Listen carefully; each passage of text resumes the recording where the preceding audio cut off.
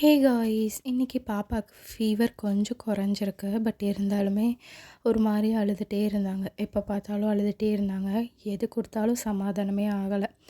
So மாடிக்கு கூட்டிட்டு வந்து கொஞ்ச நேரம் விளையாட வைக்கலாம் அப்படின்னு சொல்லிட்டு, இந்த மாதிரி பபிள்ஸ் விட்டுட்டு கொஞ்ச நேரம் சைக்கிள்ல உட்கார வச்சு, இந்த மாதிரியே ஒரு 12 மணி வரைக்கும் ஓட்டிட்டோம். அதுக்கப்புறம் திருப்பியும் அழுக ஆரம்பிச்சுட்டாங்க. ஸோ தூக்கம் வந்துருச்சு போல அப்படின்னு சொல்லிட்டு, வீட்டுக்கு கூட்டிட்டு வந்து ஊஞ்சல்ல இந்த மாதிரி ஆட்டி விட்டுட்டு தூங்க வச்சுட்டேன். ஏன்னா, ஒரு வேலையுமே செய்யல இந்த 2 டேஸா. ஸோ தூங்கிட்டாங்கன்னா, நான் கொஞ்சம் வேலை எல்லாத்தையும் கடகடன்னு முடிச்சிடலாம் அப்படி சொல்லிட்டு, ஃபஸ்ட்டு வாசல் பெருக்கி தொடச்சி விட்டுட்டேன். ஏன்னா, நேத்து வாசல் பெருக்கி துடைக்கவே இல்ல. ஸோ ஃபஸ்ட்டு அந்த வேலைய முடிச்சுட்டு, மாடியில துணி காய போட்டிருந்தேன். அதெல்லாம் எடுத்துட்டு, ஆ வீட்டு உள்ள க்ளீன் பண்ண ஸ்டார்ட் பண்ணிட்டேன். ஃபஸ்ட்டு எங்க வீட்ல குப்பையாகிறதே இந்த டேபிள் தான். ஸோ இத க்ளீன் பண்ணிட்டாலே, பாதி வீடு க்ளீன் பண்ண மாதிரி ஆயிடும்னு சொல்லிட்டு, ஃபஸ்ட்டு இந்த டேபிள க்ளீன் பண்ண ஸ்டார்ட் பண்ணிட்டேன். பட் அதுக்குள்ளவே சஷ்வி எழுந்துட்டாங்க. கரெக்டாக இந்த டேபிள் க்ளீன் பண்ணி முடிக்கிறேன். சஷ்வி எழுந்துட்டாங்க. ஸோ அவங்களுக்கு தண்ணி குடுத்துட்டு டிவி ஆன் பண்ணி விட்டுட்டேன். அதுக்கப்புறமா வீடு வந்து பெருக்கி விட்டுறலாம் அப்படின்னு சொல்லிட்டு வீடு பெருக்க ஸ்டார்ட் பண்ணிட்டேன்.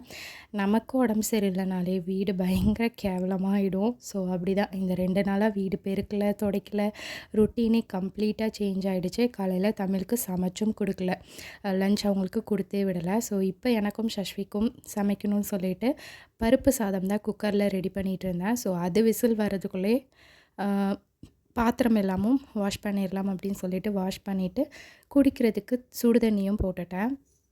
குக்கரில் ப்ரெஷர் அடங்குறதுக்குள்ளே கடகடன்னு போய் குளிச்சுட்டும் வந்தாச்சு. வந்த உடனே ஃபஸ்ட்டு சஷ்விக்கு ஊட்டி விட்டுட்டு நம்ம பொறுமையாக நிதானமாக சாப்பிட்டுக்கலாம் அப்படின்னு நினச்சேன். பட் பாதி சாப்பிட்டுட்டு இருக்கும்போதே சஷ்விக்கு லூஸ் மோஷன் ஆகிடுச்சு. பாவம் குழந்தைக்கு வயிறு வலிச்சிருக்கும் போல்.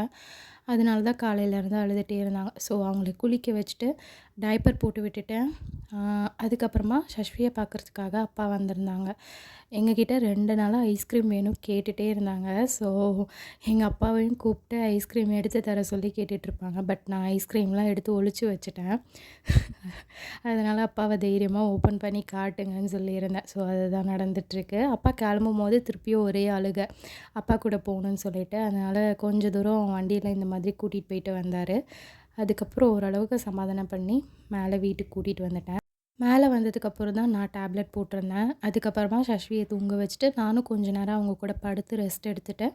அதுக்கப்புறம் ஒரு 5:15 போல் எழுந்துட்டு கோலம் போட்டுட்டு விளக்கேத்தி சாமி கும்பிட்டுட்டேன். ஏன்னா இன்றைக்கி ஃப்ரைடே, அதுவும் இல்லாமல் சஷ்டி விரதமும் கூட. ஸோ அவ்வளோதாங்க இந்த வீடியோ.